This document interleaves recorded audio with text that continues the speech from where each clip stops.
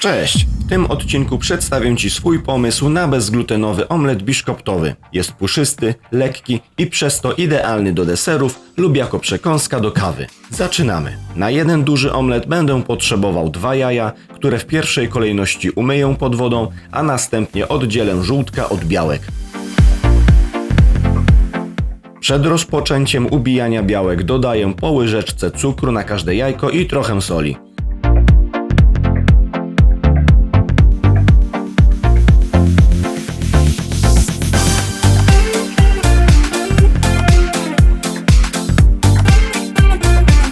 Po uzyskaniu gęstej piany dosypuję 2 łyżki ryżowej mąki bezglutenowej, 2 łyżeczki skrobi ziemniaczanej, opcjonalnie niewielką ilość bezglutenowego proszku do pieczenia oraz żółtka jaj.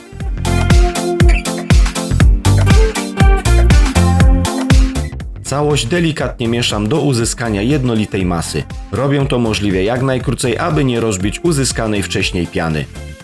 Gotową masę smażę na maśle z 2 stron na wolnym ogniu. Zasada jest taka, że im grubszy placek, tym należy go smażyć dłużej na mniejszym ogniu, aby równomiernie się dopiekł i jednocześnie nie spalił.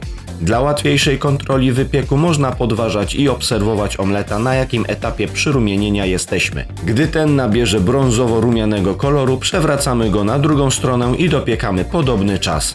Ważne, omlet nie może mieć w sobie płynnego środka i resztek piany.